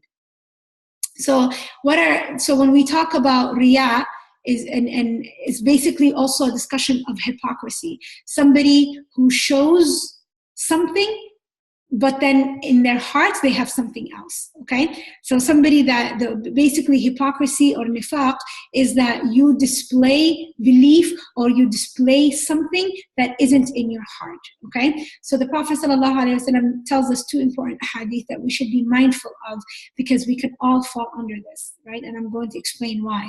That the signs of the hypocrite are three. If he speaks with his tongue, he's lying. If he makes a promise, he breaks it. And if he is trusted with something, he deceives and he betrays. The other hadith mentions 4 qualities. Whoever possesses them is a pure hypocrite. Whoever, if they are trusted, they deceive or they break the promise. If they speak, they speak with a lie, like they don't tell the truth. If they make a promise, they deceive, and if you argue with them or if you fight with them, they become khasam fajr. It shows like using vulgar language, but also means like to react in extreme aggression towards the person. So these ahadith, and there's like so many more, different ways Allah subhanahu wa ta'ala is always speaking about the hypocrites in the Quran. And we say that the hypocrites are actually, remember when we talked about that circle, that diagram, kufr, hypocrites fall under that hypocrites are out of the fold of Islam. But these qualities can actually be shown by a Muslim, by a believer. So how do we combine the two? How can a believer show signs of hypocrisy and not be in hellfire forever? Right? Remember we talked about that? How do you know? Now, we say the same thing. It's the hypocrisy that does not take you out of the fold of Islam. It's that, it's like a major sin. You shouldn't do this. But the fact that you display it shows that it's like nifaq that does not take you out of the fold of Islam, but it becomes considered a major sin. So lying is a major sin. Breaking a promise intentionally is a major sin. Deceiving and if you're being trusted with something, deceiving that person, regardless of what background they come from or what faith they belong to, is not okay. And I was listening to a lecture where somebody asked the sheikh the other day, they asked, is it okay since we live in a ardul harb, we live in a land of war in America, is it okay for us to lie and cheat them? And then, the sheikh said, Islam is supposed to be the religion of morality and the best of manners.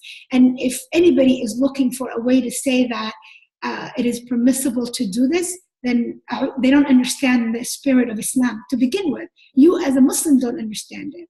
So it's it's something that, subhanAllah, the fact that somebody was asking it just proved the fact that there is a lot of this, like a lot of wrong ideas that are in our societies, in our communities, that needs to be fixed with basic deen. Like, this is the hadith that is authentic. It's in Bukhari, it's in Muslim, and the Prophet ﷺ says, whoever does this then is a hypocrite, you know. So may Allah subhanahu wa ta'ala protect us from that. The dua that I have for us this week is basically Ma'bad radiallahu anha. She says that she heard the Prophet sallallahu alaihi wasallam said, saying, "Oh Allah," and the reason why it's important is because we can all fall under hypocrisy. We can all do these behaviors unintentionally, and that hypocrisy is basically when your external actions are not aligned with what you believe inside. And we all do this. I'm sure we all do it. Like, all of us fall into it at some point, right? So we're asking Allah subhanahu wa ta'ala to further purify us and correct us and make us aware of how to align ourselves perfectly with what we truly believe in our hearts. So basically the dua says, Allahumma tahhir qalbi min al-nifaq. Oh Allah, purify my heart from hypocrisy, wa amali min al-riya, and my actions from showing off, wa lisani min al-kadhib, and my tongue from telling lies, wa ayni min al-khiyana, and my eyes from like looking at deception, or looking at something that is like looking at deception. Indeed, you know the deceiving eyes and what the hearts conceal. So Allah is most aware, and sometimes when we make du'as like this, we realize that I might just do it, not realizing how I'm doing that. You know, we could say like, what does that really look like?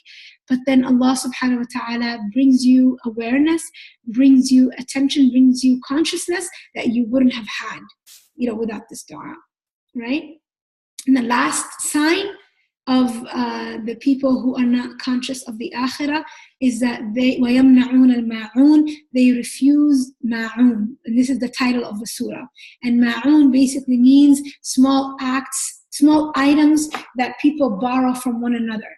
Like, you know, this is like having lived in a Muslim country, having, you know, being a Somali, having had Somali neighbors, living in like neighborhoods where everybody was Somali.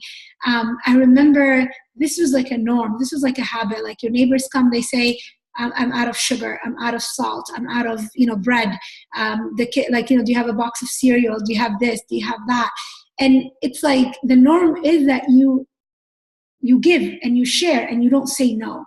But this person, what do they say? يَمْنَعُونَ الْمَاعُونَ, they refuse to give. Those small acts that would be insignificant. What is it for you to give your neighbor a pot and they will give it back to you? It's nothing. But then you don't want to give it. You don't want to do that. And I was thinking, there's other opinions that ma'oon is a zakah, any act of kindness, and then like knife, salt, pots, needle, things like that we share in the home, or we use in the home. I was thinking, you know, when we do this, do we know people like that? Do we know people that exhibit these types of behaviors where they lie, they break the promises, when you fight, like when they get into a fight, they become extremely like aggressive. And it's like, if you know them and you know that they're not people you want to associate with, they're not people you want to, what do you call, like be friends with or close with, may Allah subhanahu wa ta'ala protect us from them, and may Allah protect us from being amongst them, you know. And it just shows you that a society that this becomes the norm, it's like corruption, you know, corruption is there, where the orphans or the poor, they're not being taken care of. And this is a hadith for thought, and then the class exercise. Actually, let me do this one, and then you guys could go back to the hadith. And this is a question that what would it look like if you were to dedicate yourself to Allah's worship? The class exercise. So since we talked about Salah, the exercise for this week is to pray our salawat within the first 10 minutes. So let's say Dhuhr comes in at 12:10. We by 12, like if it comes in at 12, by 12:10 you're ready and prepared to pray. And I'm hoping that we can do this for all the salawats until the next time we meet, that would make it 35 salahs, starting with dhuhr today. And basically what you can do is you can open up like a note on your phone and put, day one or the dates, like Sunday, and then say, dhuhr, did you do it within the first 10 minutes? And then give yourself a point. If you didn't pray dhuhr within the first 10 minutes, write down without any judgment, what were you doing? What were you busy with? So just write it down and then do that until next week. And then give yourself like basically a percentage out of 35 salawats, how many of them were you able to get a point for? And then what I'm hoping you could do is really be mindful of how this impacts you. When we did this, the lessons were very powerful, and inshallah we'll spend some time talking about it next week. But I really want to hear from you. Like, so if you can email me your answers, if you can share it on Slack, whatever you could do to just tell me what has it done for you, and really take it seriously, because you will love this one, inshallah. It really was one of the highlights in one of my last classes, is that we even had we had a WhatsApp group, and we would send reminders, and there was competition, like who will send the reminder 10 minutes till dhuhr, and then you had to stop whatever you were doing and get ready for the salah. So I hope inshallah this works well for you. I'm going to do it as well. And I hope, bi'idhnillah, that Allah teaches us the lessons we need to learn about the quality of our salah through this exercise. So what lessons and reflections do you draw from the surah? Please answer those in your journal. I'd love to always hear from people in their journals. So if you want to send me some of your answers, that would be lovely. That way, I'm also part of your journey as well. What mindset and attitudes is Allah subhanahu wa ta'ala trying to instill in you, and what action items are you going to take away from this surah? So always think about you yourself. What is Allah teaching you? We're done. سبحانك اللهم وبحمدك أشهد أن لا إله إلا أنت أستغفرك وأتوب إليك.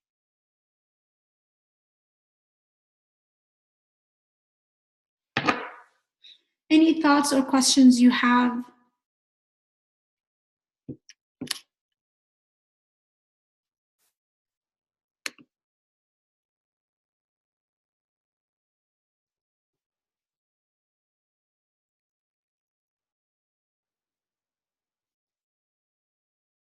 Or any lessons that are resonating, something that is resonating with you from what we talked about today?